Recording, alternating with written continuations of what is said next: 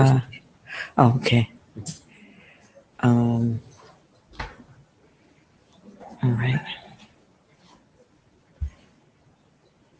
They may show up with you don't have the thing to attach it. You don't have the adapter. No. Okay. I have my presentation in the USB. Okay. So Okay. I just plug it. Okay. It's not animated. I've also got the slides in PDF. You just present from the PDF. I don't know if you have animation. So then I could just pull it down from the email. From the last slide. Yeah. Yeah. You prefer not to. It doesn't matter. Yeah, it doesn't matter. Oh, I don't care about that. It's just, I'm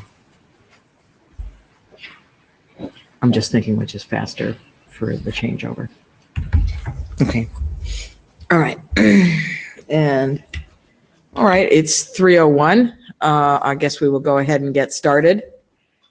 So this is a tutorial covering two topics of emerging work in IEEE 802.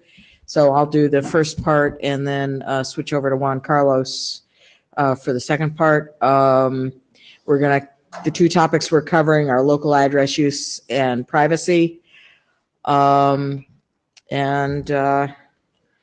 Usual disclaimers about that none of us speaks for IEEE 802, so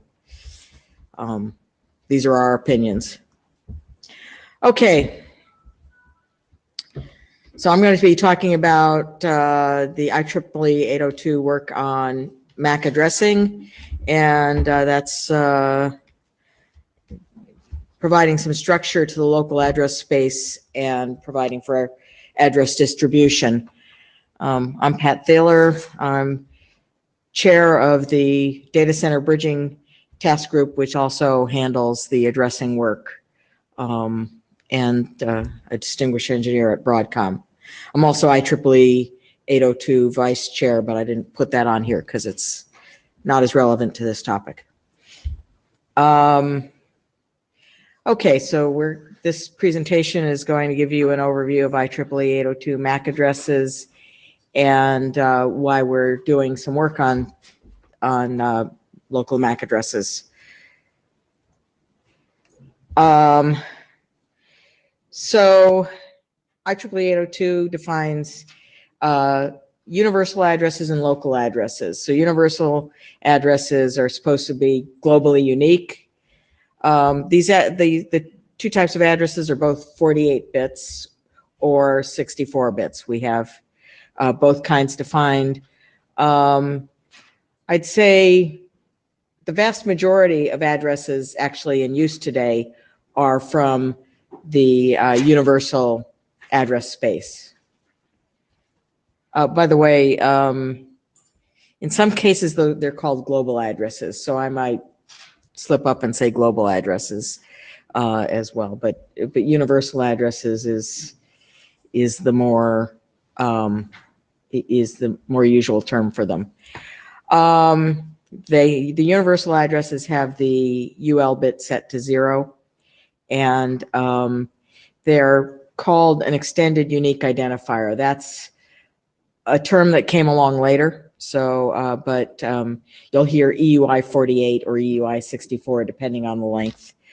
802.16 uses EUI 64, and there are some uses of EUI 64 as global identifiers for products that aren't, where it's not a MAC address, where it's just a product identifier. The other IEEE 802 standards primarily use 48-bit addressing. Local addresses bits have the UL bit set to 1, and up till now they haven't had any other defined structure. It's just a flat 46-bit address space plus the universal, local, and individual group address bits. The universal addresses are handed out in blocks by the IEEE registration authority. There's 3 sizes of blocks, and with the most common being the 2 to the 24th address block. So the first 24 bits of the address are defined by the value given by IEEE. That value is called an OUI, and an organizationally unique identifier, and has some other uses as well as address blocks, and the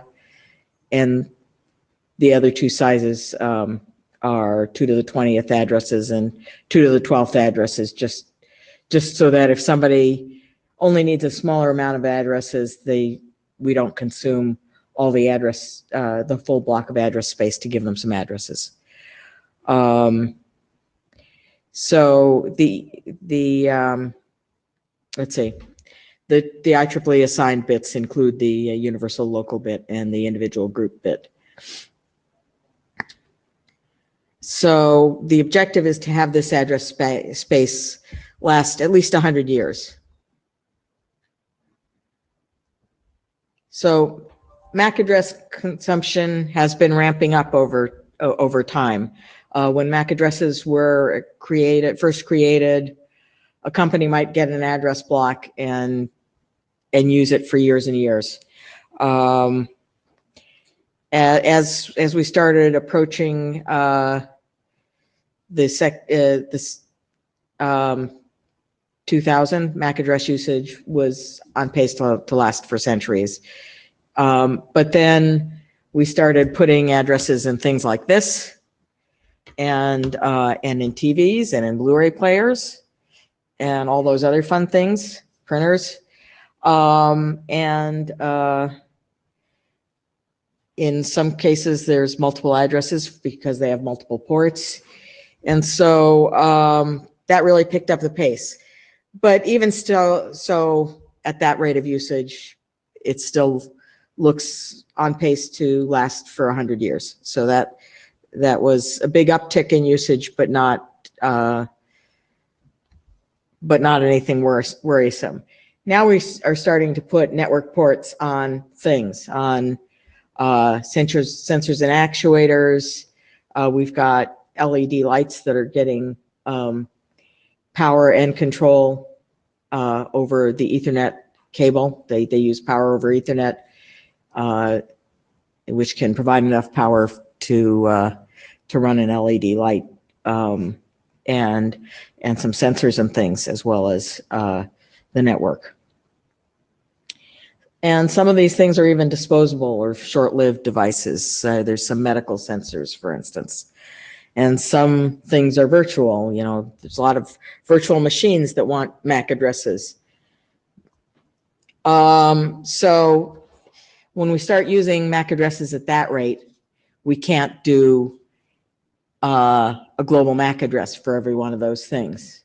A, it would run through the address space too quickly, and B, it's a manufacturing headache to have to give each one a unique address and make sure mistakes aren't made.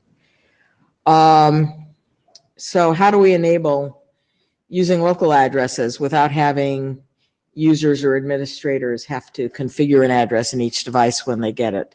The solution seems to be to enable local addresses that can be used without configuring them.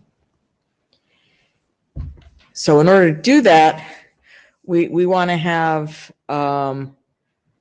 some structure to the local address space. Right now it's a big flat space, and basically the only usage of it right now is a local administrator assigns out addresses from it as they wish. Okay, so the first project I'm going to talk about is IEEE 802C on local address usage. Okay, good. And the purpose of 802C is IEEE 802 is the standard that kind of gives the overall architecture for the IEEE 802 family of standards, and so that's the document this is going into. it provides an optional structure for the use of the local address space. Since the local address space has been around for decades now, we don't feel we can say, here's the way that everybody needs to use the local address space, and we're going to obsolete all the previous usage of it. There are other usages of it going around, even though it's not heavily used right now. So this will go in as an optional structure to use in a network for the local address space in that network. Part of the objective is to allow for coexistence of various address assignment protocols. So some people are likely to might use a generic kind of address assignment protocol, but there's also cases where people want to do a specific address assignment protocol for related to something else they're doing. So we want to allow for there to be multiple local address assignment protocols. So this is called I'm not crazy about this acronym, and this might get changed if somebody can come up with a better acronym. But it's called the Structured Local Address Plan, and it's currently at first working group ballot. So it's currently going out for kind of the first broader review in the working group. So this normally is a stage that produces lots of comment, and the details may change. So basically, right now this divides the address space into 4 quadrants. One is for a standards assigned identifier. So that's a space in which we'll write IEEE 802 address assignment protocols to run in. And then there's an extended local identifier, which is a space for protocols that assign addresses out of a company ID block. A company ID block is something that any entity can get a block from the IEEE for their use. And so it's a 24-bit identifier, like an OUI is a 24-bit identifier, but in this case, the local global bit is set to the local value. And we'll also include in that some blocks for local administrator assignment. And then there's another block for administratively assigned identifier, and that quadrant can be used also for random address assignment. So if somebody wants random address assignment to where a device just randomly picks an address and goes and uses it, if they want that to coexist with some address assignment protocols, that has that quadrant. And then there's one quadrant that's reserved. No.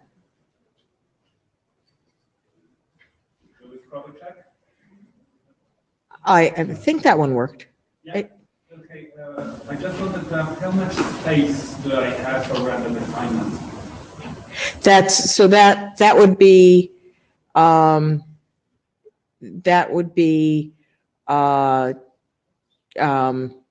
48 bits minus 4, so 44 bits. Yeah, 2 to the 44. I know there were some people who were only interested in a random assignment if they could get 46, but it's a pretty big space.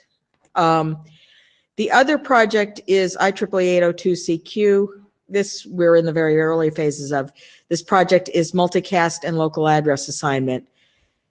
And so this is to actually specify a protocol and procedure for assignment of locally unique addresses. So this would be a kind of generic procedure that you could use kind of regardless of what protocols you're running on those systems. and it applies to the assignment of individual addresses and multicast group addresses. And it would provide for both addresses for both address servers providing addresses and a peer-to-peer protocol where where a node tries to claim an address, and if there's a conflict detected, gets told that the conflict exists by the peers, and then tries a different address. So so there's two mechanisms for getting addresses that will cooperate. So a node might try to claim an address and get told, hey, I'm a server on this network. Would you like me to provide you an address instead? And so the idea is to keep those working together. And right now we are soliciting protocol proposals. I wanted to say this also applies to multicast addresses. There are cases where multicast addresses are used for a flow ID, for a time-sensitive networking flow, for instance. We've got IEEE 96-IEEE802 that specifies audio and video flows and uses multicast addresses, and they've got a fairly lightweight version of an address distribution protocol in that, and so they're interested in using this. So we added multicast group addresses in addition to individual addresses. So that's basically the outline of it. It's pretty early days. I just wanted to emphasize here that not every device should need a global MAC address. We need to enable the use of local MAC addresses, and we're working on making that easier for people to do. So we don't want people to assume that every individual MAC address is an EUI or that every device has an EUI. And then I think I'll hand it over to Juan Carlos, and he'll give his presentation, and then we'll take questions afterwards. Oh, actually, I'm going to run that from my computer. Just 1 second here. Okay. Yeah. Okay. And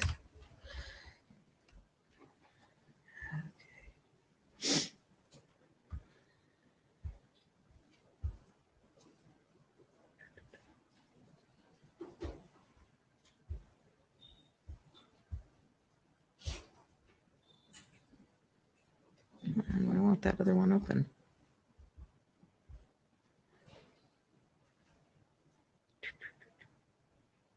Here's their removable disk.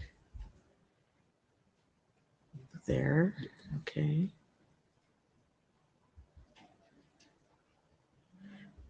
Oh, you don't have the, you only sent, that's the PDF one anyway. Okay.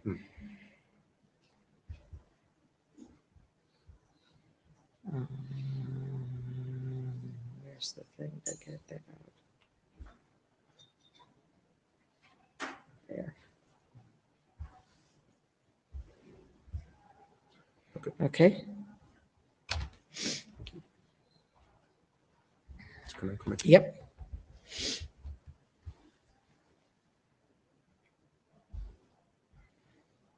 Either Control L, I think, will do full screen. Yeah. Okay. Okay. Thank you. So I'm just going to hit.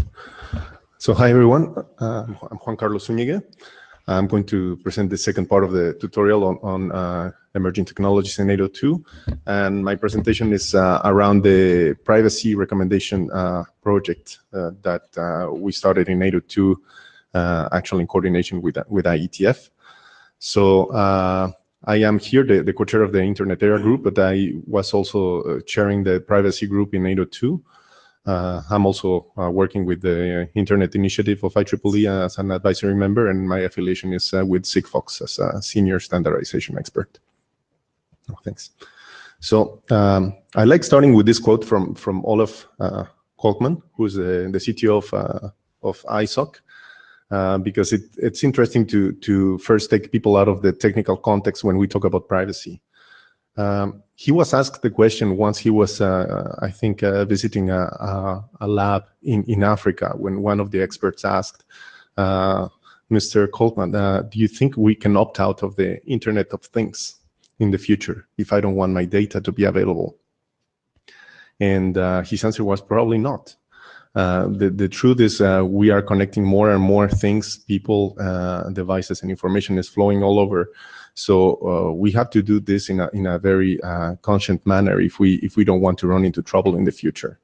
So the idea behind this project is specifically to make people aware, people that are designing the protocols, of the potential issues that can come up in the future when information is no longer under control.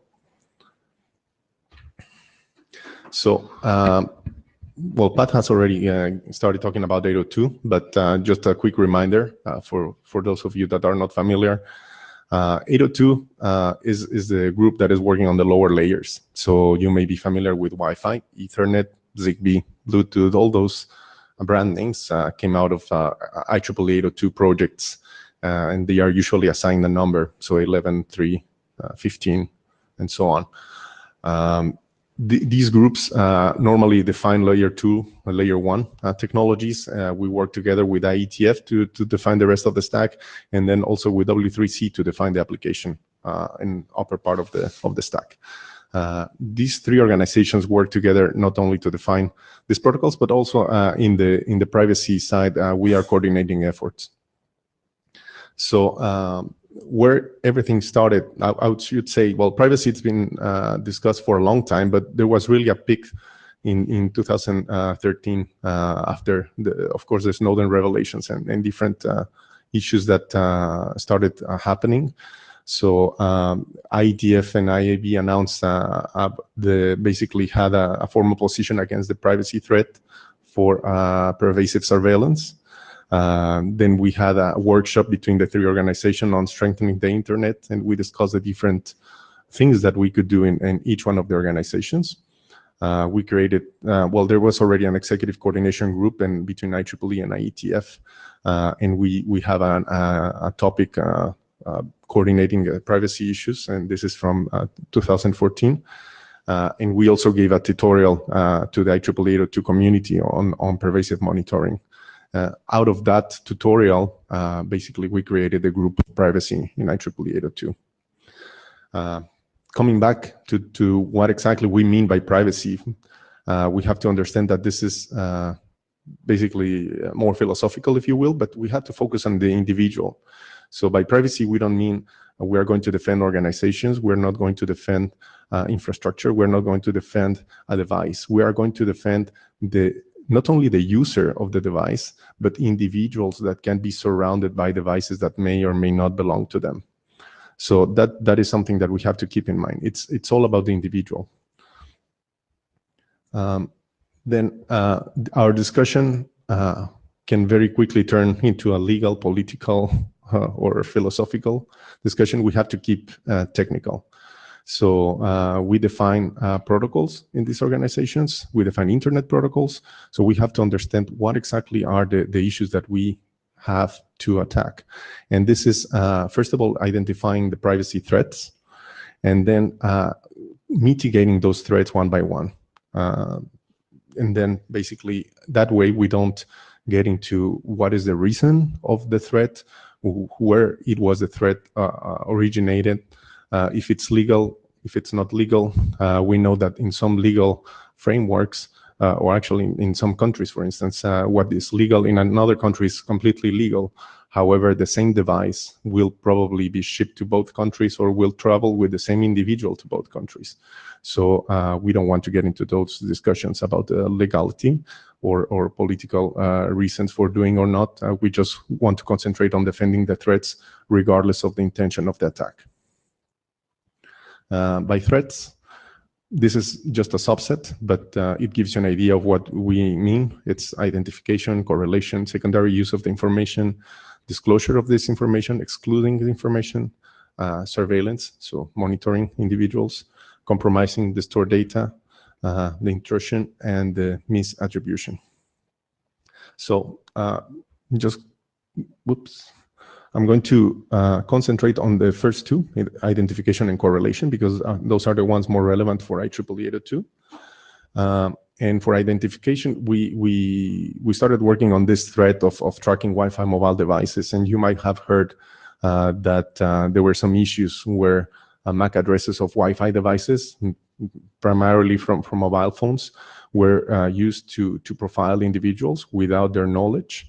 And there was this famous use case in London where waste bins were tracking past buyers, and then they were profiling them because the trash bins were correlating the information, and from the path, the walking path of the user, they could pretty much know where the user worked, where he stopped to buy a coffee.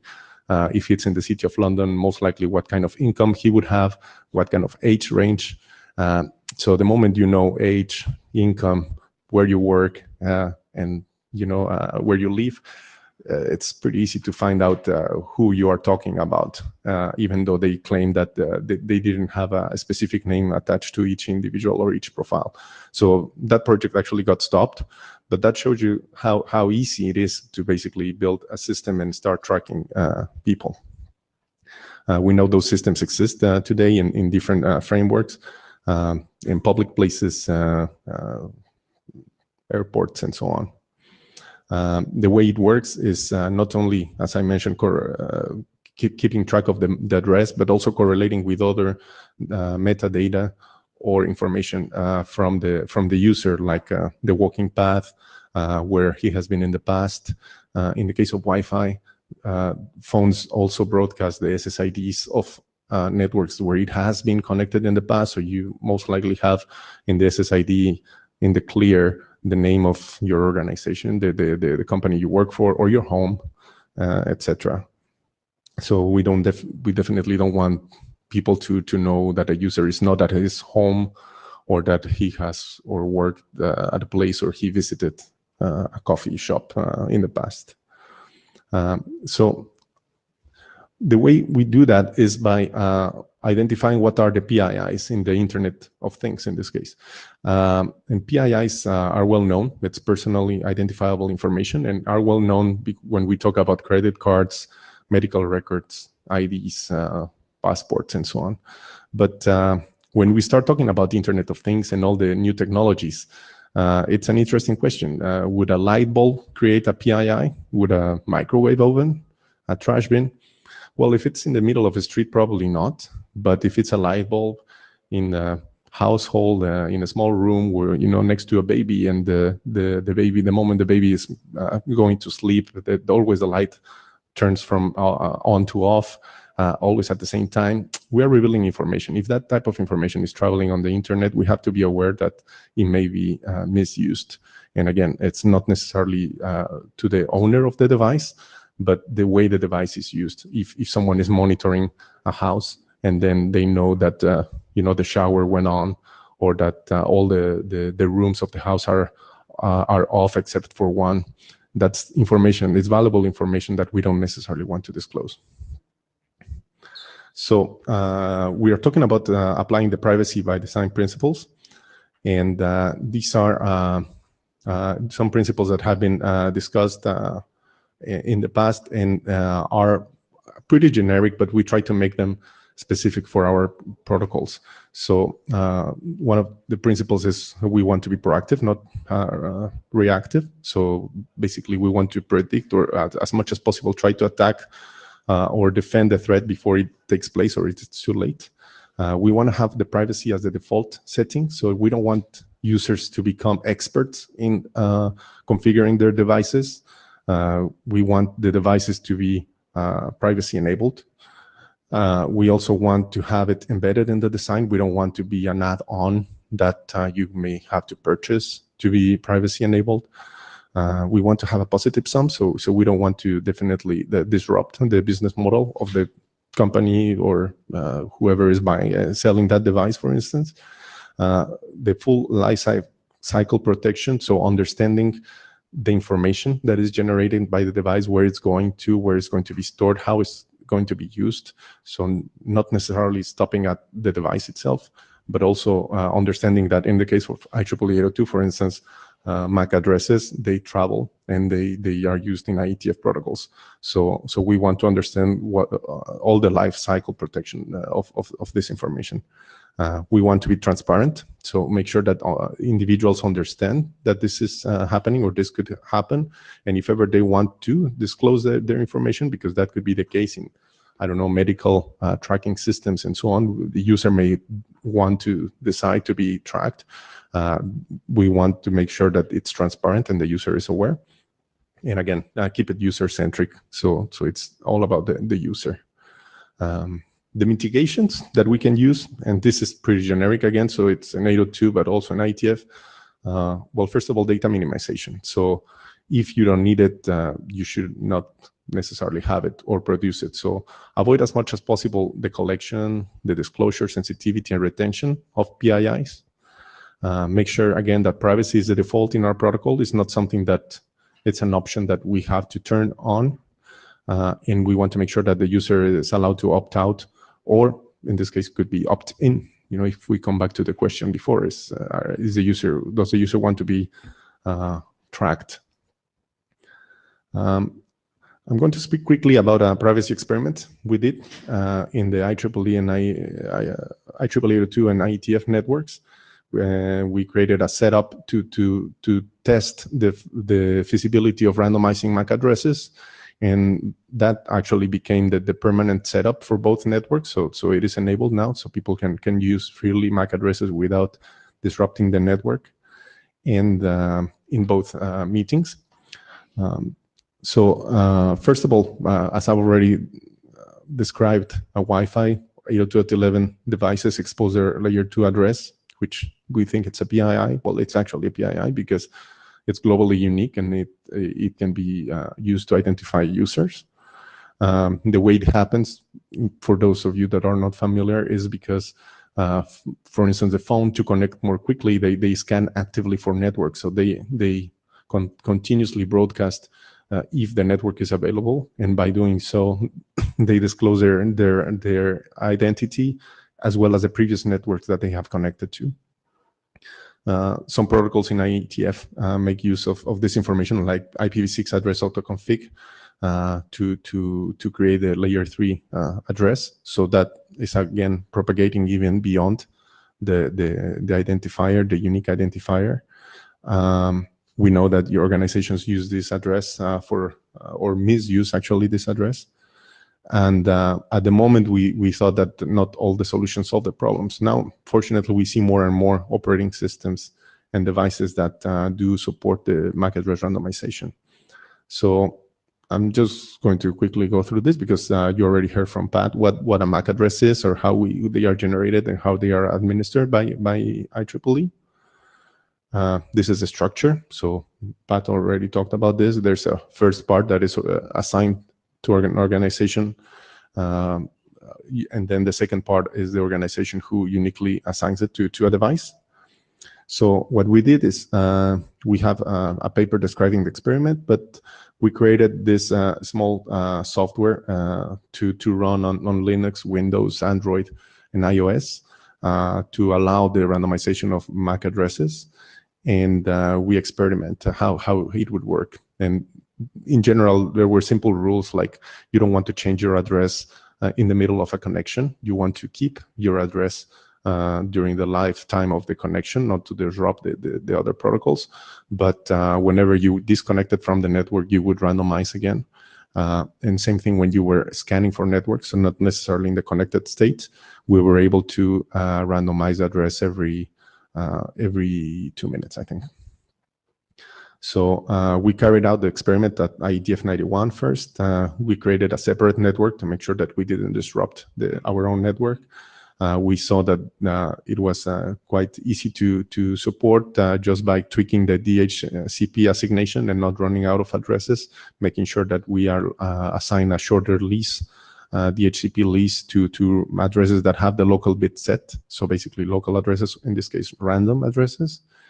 And then we were able to use the same DHCP infrastructure for both. And that's what we started doing as of IETF 92 and in the plenary IEEE802, which actually happened here in Berlin.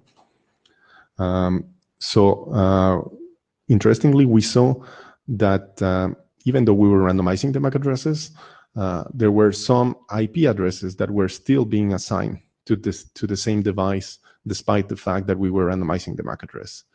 After further investigation, we realized that the DHCP binding was not only taking place based on the MAC address, but also on other identifiers like host ID, client ID, and so on. So that rang the bell, and we are doing some work now for those of you that will attend the SAG meeting or all the security meetings, and even in the 6-man. We are trying to get rid of all these long-lived identifiers in our protocols, because they can be used to bind still the information of the user and track the user, despite the fact that we are randomizing MAC addresses or IP addresses. So lesson learned, we cannot work in isolation. We have to make sure that privacy is fixed in all the different protocols and all the different parts of the stack. And that was basically our conclusion. As I mentioned, in this case, well, the week is the beginning. So if you hear, about identifiers, host IDs, identifiers in the DHC group, in the SAG, we're talking about the MAC addressing and other ways to get rid of these identifiers is definitely a follow-up of all these discussions and experiments that we have carried out. And the future work, well, again, the IAB is doing some statements on the best use of the protocols. We have specific work taking place in different groups. And in IEEE802, we created this IE802E work that is defining the privacy threat model and the recommendations for IEEE802 users. And that is in coordination also with the work that Pat just presented, the 802C, which will take care of defining a space, as the question was asked before, a space where we can randomize MAC addresses. Thank you very much. So I guess we still have a few minutes, right, for Q&A? Yes, we have. And there, Plenty of time. we were asked to put that link to a Survey Monkey for you guys attending this tutorial. If you think this is of use or not, that's helpful for the IETF organizers. They want to understand if it's good to keep giving these tutorials about topics that are not related to IETF, or if there's ways to improve them. But related to, but are an IETF projects. Right. Yeah. Okay. So are there any questions?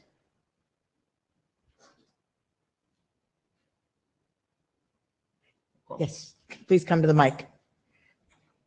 If you can check it that it's turned on, please.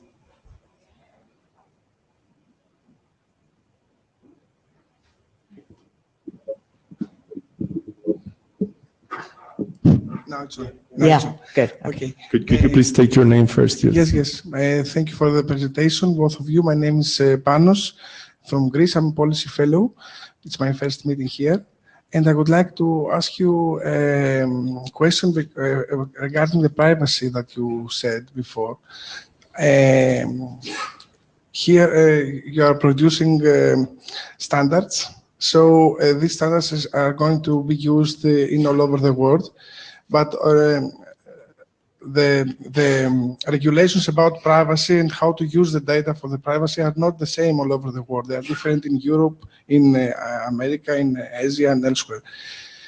So are there security measures from your side? So these standards that you produce here about privacy to be let's say, adapted according to the regulations, the policy regulations that each country have?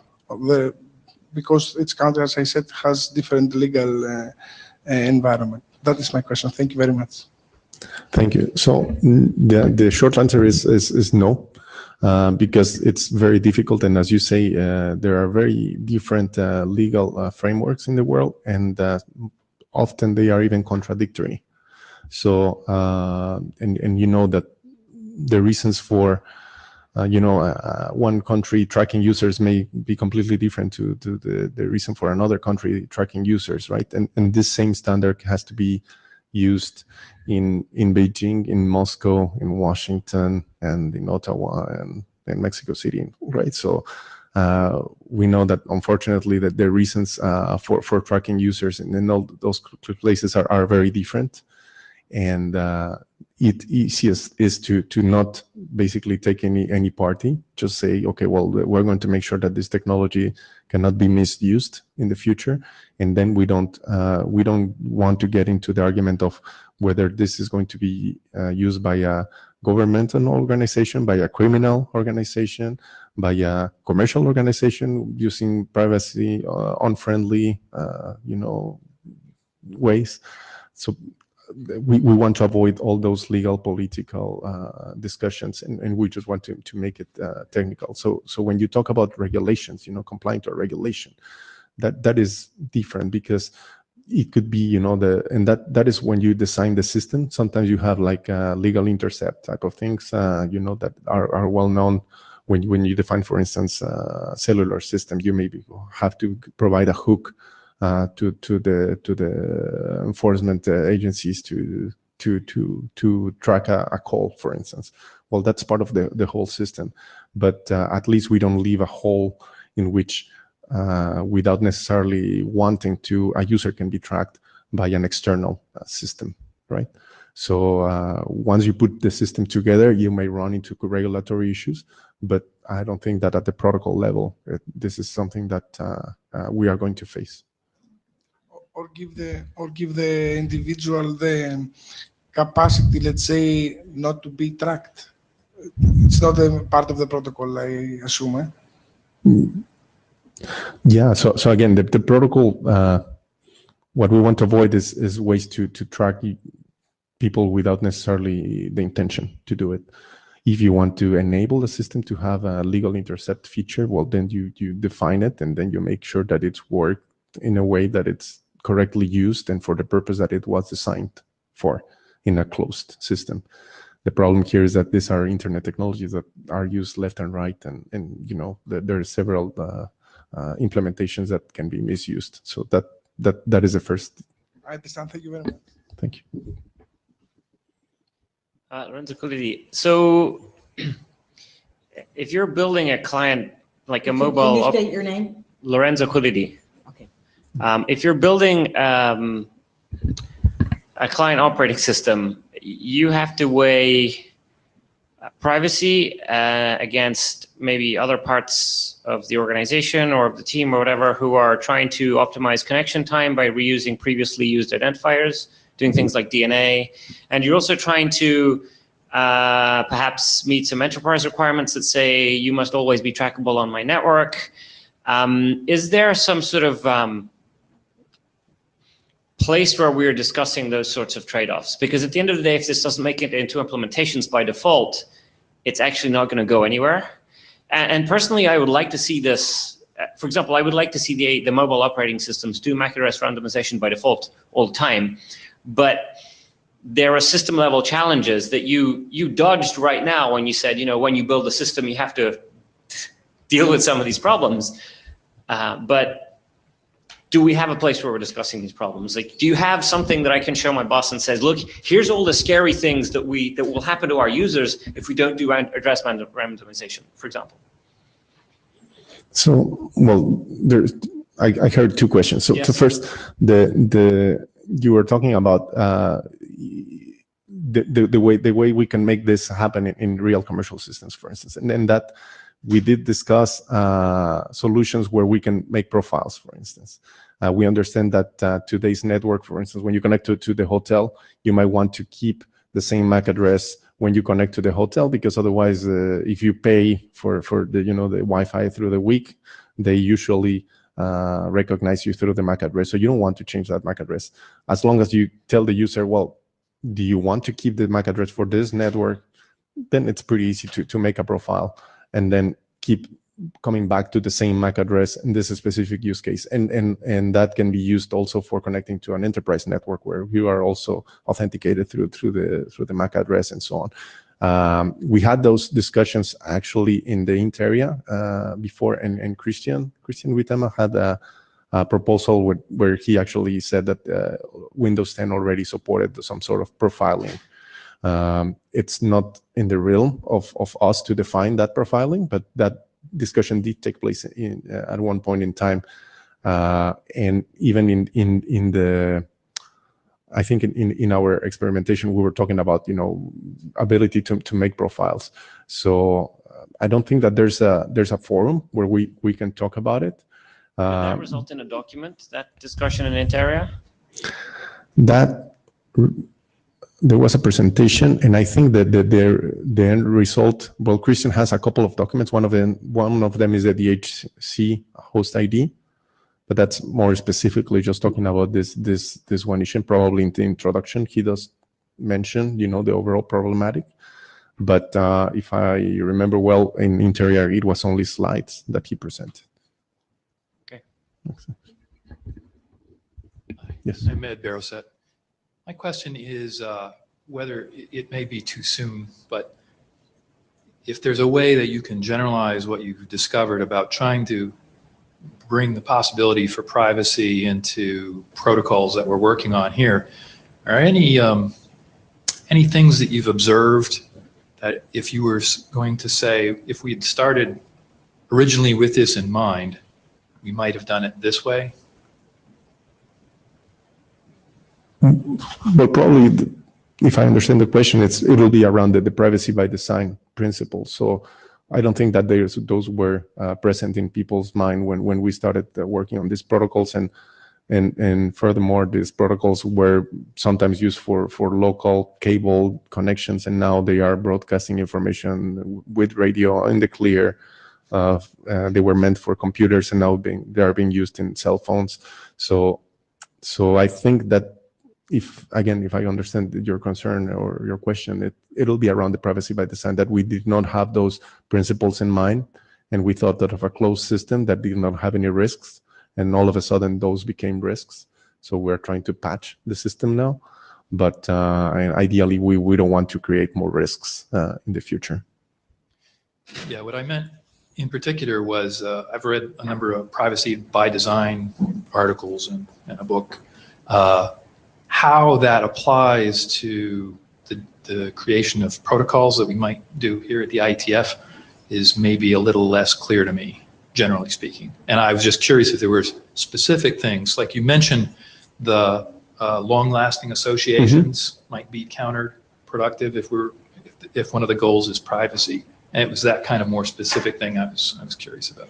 Well, that long-lasting identifiers is quickly said, but actually more and more we discovered that they exist in more and more protocols. So that is the current discussion that we have. People realizing that now in layer 3, but by the way, in layer 4 as well. No, actually we use them now in layer 4 and beyond application and so on. So that is one. But probably in the future we will find out that there's more than IDs that we have to work on. Good afternoon. My name is Ahmed Aldabar. While I understand the randomization, the need for privacy, and so on, from just what I got is that you're protecting from an external threat as opposed to an internal thing. I still believe that there's a need for some sort of auditing and troubleshooting, engineering troubleshooting. There's a particular device which is, say, not working properly. With the sort of techniques that you've been discussing, that's going to become more and more complicated. So what provisions are you thinking to maintain some sort of auditing capability for whatever sort of engineering or even, for example, pricing costs kind of thing? Thank you. Well, those discussions usually don't take place here. Of course, offline we can discuss all of them, but the commercial implications are only considered to the point that if we talk about encryption, for instance, you might need to have a more processing power in your system, and then that could affect the cost and so on. So we may want to consider that when choosing different type of encryption and when we talk about specifics like that. But beyond that, I don't think that this is a discussion that normally takes place in this fora. So it'll be more in the, I guess, industry organizations who will decide on those. And by the way, encryption is the other word that the IAB keeps using. Keep using encryption. Don't send data on the clear. Yes. My name is Reem. I'm here representing policymakers from Bahrain. My question is not very much related to policy, I would say. It's more of a out of curiosity, out of the discussion we had today. Can you get closer to the mic? I know it's high for you. I Maybe would have now? the same problem. Now? Is it better? Yeah, that's better. I've always thought I'm tall enough. But anyways, the question I'm raising is out of curiosity that I just derived from what you've been discussing. When you spoke about privacy by design, as a user, how would a person make sure that their privacy is protected when they tick the privacy box, basically? With the reason why I'm asking this question is because with the buzz Pokemon Go game is going around, I was one of the people who've downloaded the application the first day the game was launched, but I was too scared to use it after the controversial discussions have been coming out about how data is going to be used or may be used in terms of tracking. So guidelines in such a way might be helpful if possible. Thank you. Yeah, I think that falls more in the realm of W3C, but in the applications. In our case, when we talk about the tick, and unfortunately today we have several ticks, right? There's privacy for this application, privacy for your Wi-Fi, privacy for this network, privacy. So we want to avoid the fact that users become experts and they have to search all over the place and tick to make sure it works. You raise a good point that how can we protect future applications popping up and then disrupting the whole privacy protection system? And we think that at a certain point we would like to have a correlation so that if the user has a profile that says I don't want privacy to be enabled, then he's reminded, okay, well, if you download this application, be aware that you are against your own decisions in the past. That could be a solution, but again, that's pretty much at the application layer. W3C has something to working on that with the web browsers, for instance, the privacy, the privacy mode, or the this other checks that you do on the browser, where the browser tells the website. That came out of those discussions, but still not enough, unfortunately. Yeah, IEEE 802 is dealing with the layer 2 protocol. And so our objective is to avoid your device leaking data kind of to the world as you carry it around at layer 2, which is a totally different question than whether an application that's using GPS and that you're logged into as a user of that application, are you willing to let that know your GPS location? What is my daily routine, basically? Yeah. And I would say, by the way, that's much less of an issue with Pokemon Go than it is with Ingress. Because Ingress, it puts out on COM where you were, and somebody can see where I went around on Ingress.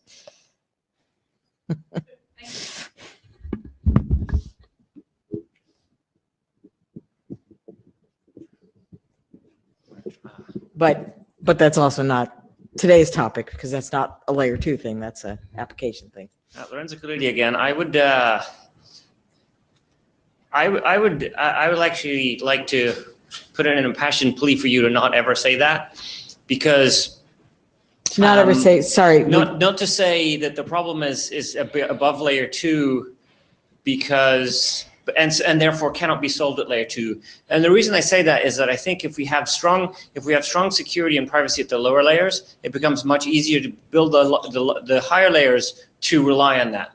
Because like one discussion that we're having right now in the 6-man working group is like, we can't trust MAC address randomization to be in place, so we must randomize our own identifiers. And if you look at it from a holistic point of view, like if you're building an operating system, you say, look, that's a stupid thing to do because I have to randomize at 2 different layers because I want to protect against the lower layer, against the layer 2 threats, because they're very dangerous. And I also want to protect against the layer 3 threats. So now I have to implement randomization in 2 places.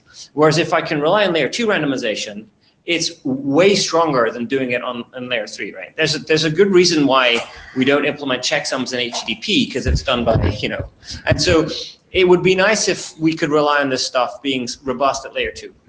I agree, and I wasn't saying that we shouldn't, but given that you have your own device knows your GPS location, if you no matter what we do at layer 2, if you're logged into some system and sending them reports of your GPS location, nothing we do at layer 2 is going to undo the fact that the system you're logged into I guess knows your physical location because you logged into it and are sending it to it. But that's not, there are problems we can say we can and should solve at layer 2, and we shouldn't be leaking information, but I think there are 3 categories of problems. There's stuff that you can't fix at all, like the GPS problem you just mentioned. I agree 100% on that. There's stuff that you can't fix 100% because it's at lower layer. And I think that there's stuff that you can fix if you do a good job, even in the layers above you, like this case of IP address device identifier randomization. Yeah, okay. I would encourage you to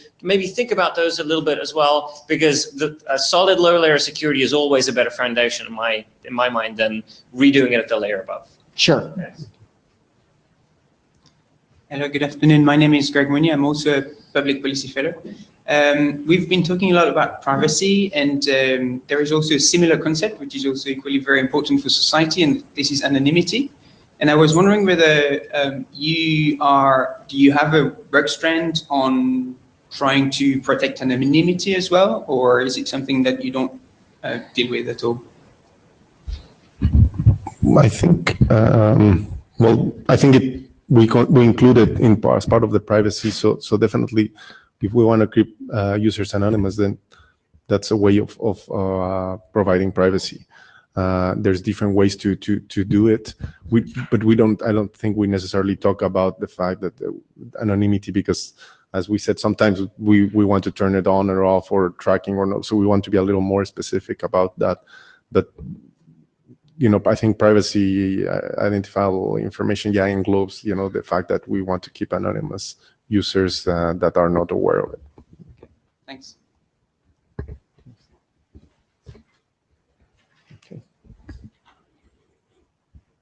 Okay. All right. So yeah, I think 2 minutes I think yes. So just reminding you again that the Edu team likes feedback on how people felt about the tutorial. So there's the survey information there, and thank you for your attention today. Yes. Thanks a lot.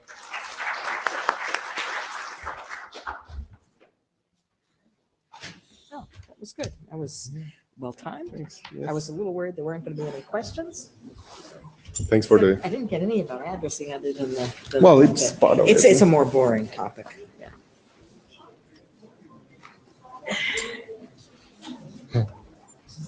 That's part of it. Thanks for the support. Thank you. Okay.